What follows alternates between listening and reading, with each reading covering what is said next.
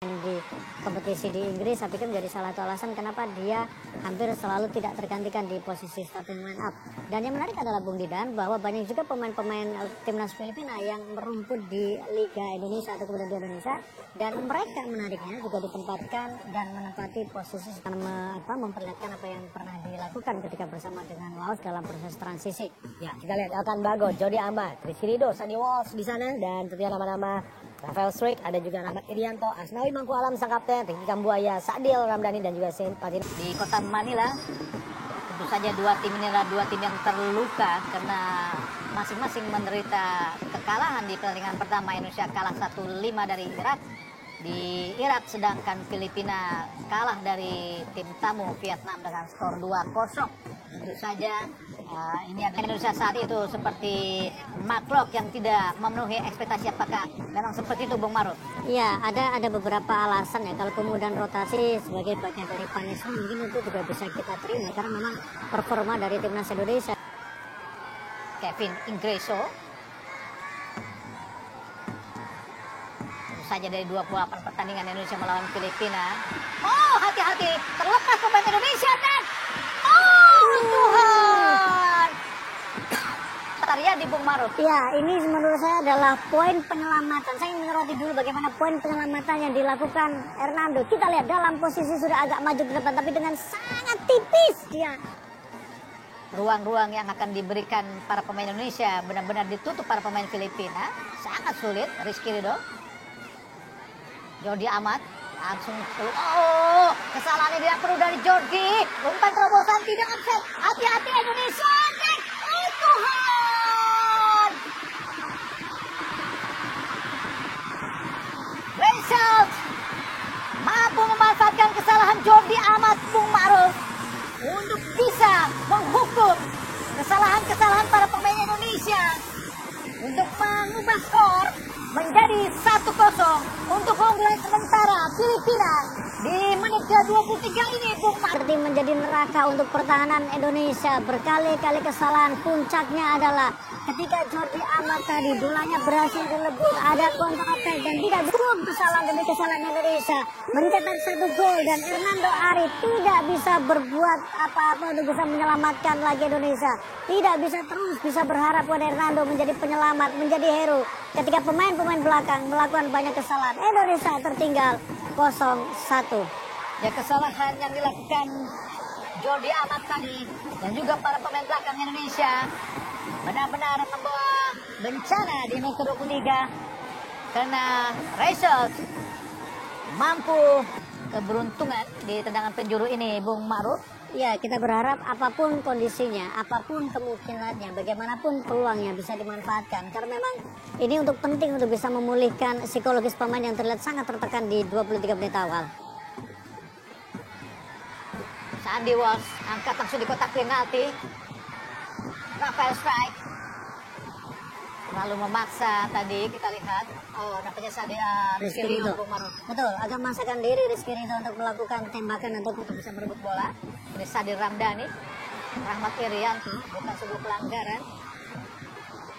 Dilanggar tadi kita lihat oleh porter ya, Rahmat Irianto yang mengambilkan posisi dari Mark Klok. Iya, beberapa kesalahan juga mungkin karena faktor bagaimana laju bola juga bisa jadi ya, Bung. Ketika passing, laju bolanya kalau dalam kondisi normal atau kemudian di lapangan biasa, mungkin laju bola itu sampai, tapi karena di lapangan sintetis sehingga laju bolanya menjadi agak lambat atau bisa jadi juga menjadi lebih cepat. Entah ada insiden apa, kita tidak melihatnya dengan jelas, tapi nampaknya satu dipanggil oleh Rasi ke depan. Kini Indonesia melakukan tekanan. Sadil Ramdhani, masih Sadil, umpan ke tengah Sadil, Rahmat Irianto, Elkan Bagot, Saint Patinama, masih Patinama, kembali kepada Bagot, masih Elkan Bagot, kembali kepada Saint Patinama. Oh, dicuri tadi, kembali lagi direbut. Ada Witan Sulema, ada Saint Patinama, masih Saint Patinama berhadapan dengan Rubliko. Sangat baik, kita lihat Rafael Struijk shooting, Rafael Struijk.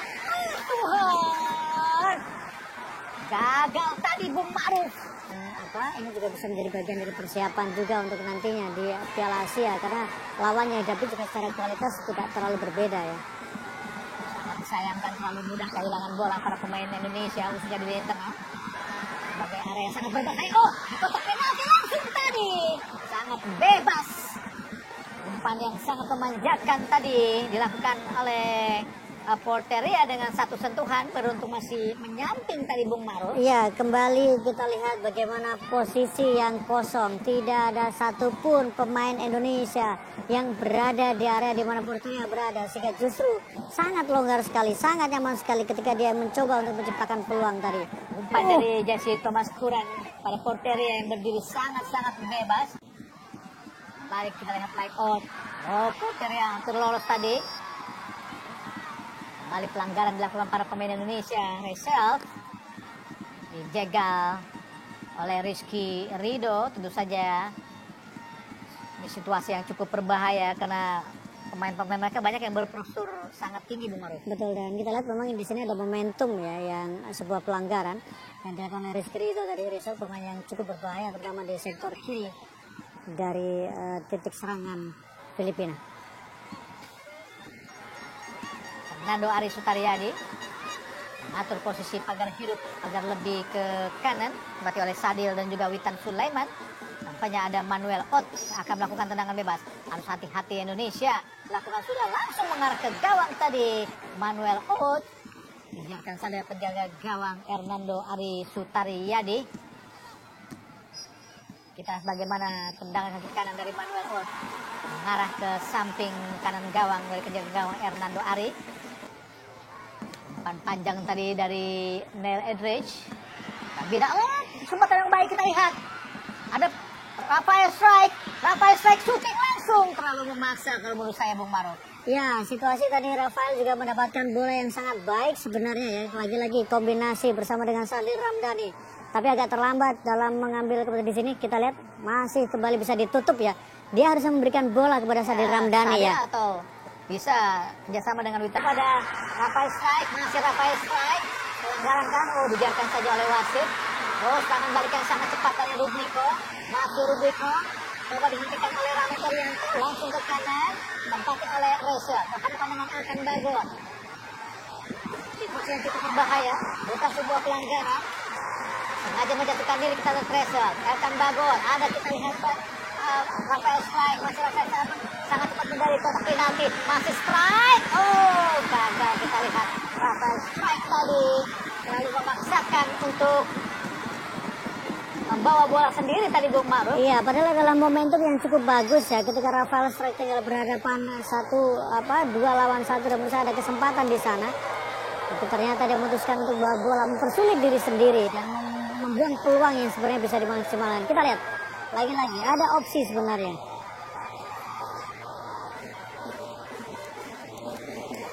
Agak sedikit emosi Murga tadi setelah berduel dengan Rafael Strike. Tapi padahal duel biasa-biasa saja, Bung Maruf. Ya, biasa-biasa saja memang berebut bola ya. Tapi yang menurut saya menarik adalah bagaimana reaksi dari Rafael ya. Dia langsung menjatuhkan diri. Artinya dia mencoba untuk menarik perhatian dari wasit ya. Karena kalau itu yang terjadi maka ada potensi untuk ada kartu kuning.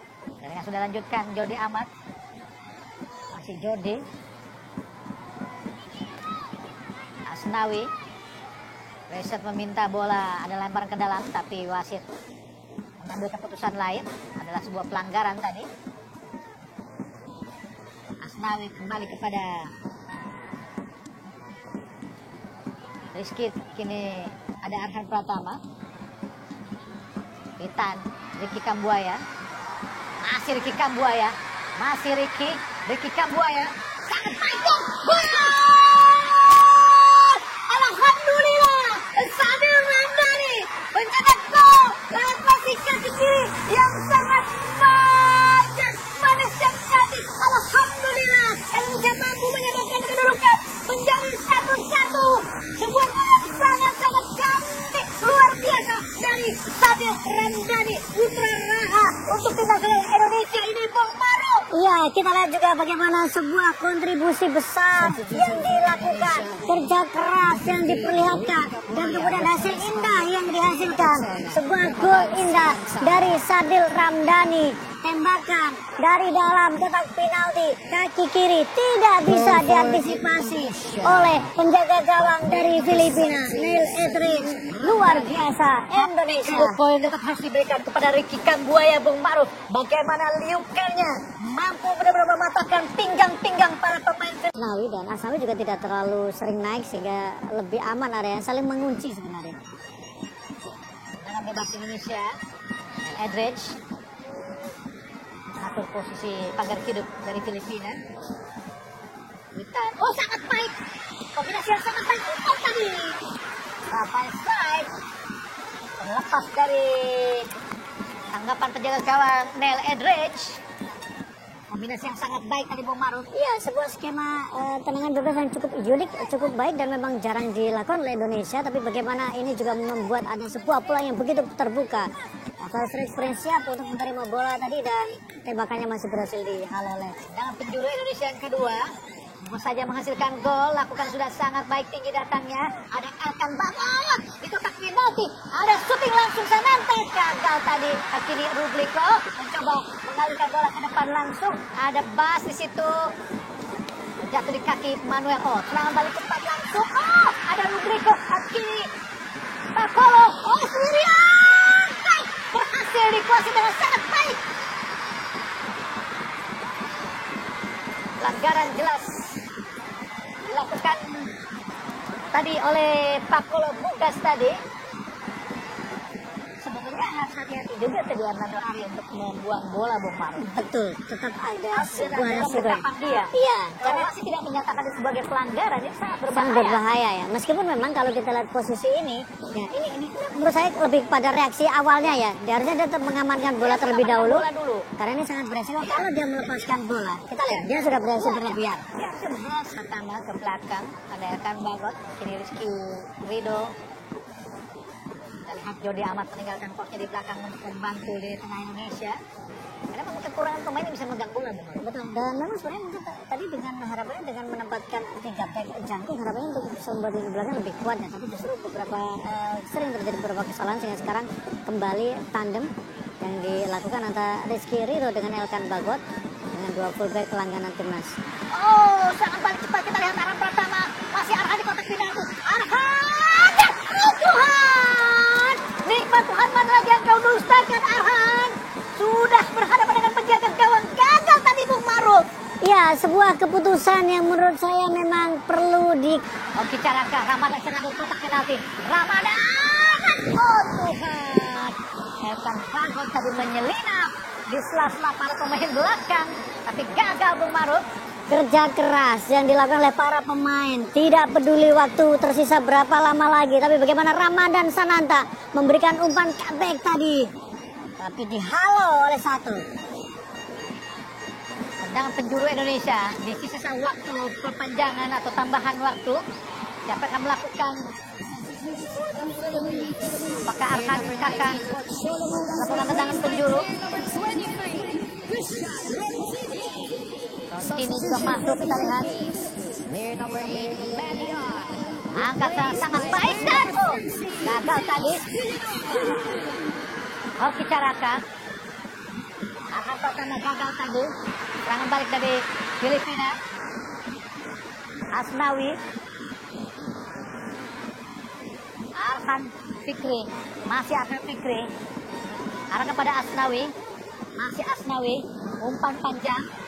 Terlalu dekat dengan penjaga gawang. Jelas mudah tadi Neil Etheridge untuk memetik bola di udara.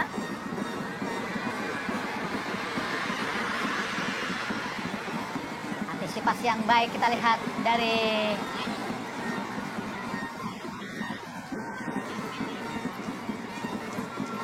Caraka yang turun jauh ke bawah.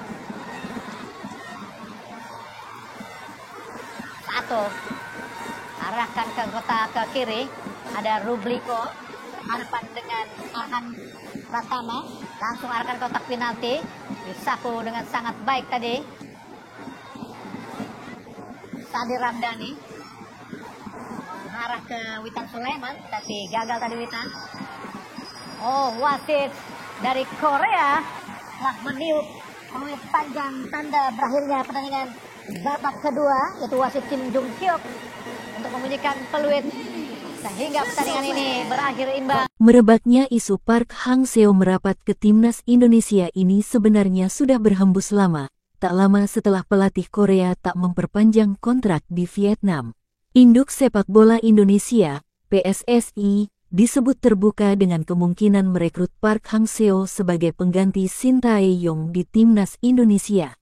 Yang kebetulan saat itu PSSI belum memperpanjang kontrak Shin Tae-yong. Namun rumor Park Hang-seo merapat ke timnas Indonesia perlahan menghilang.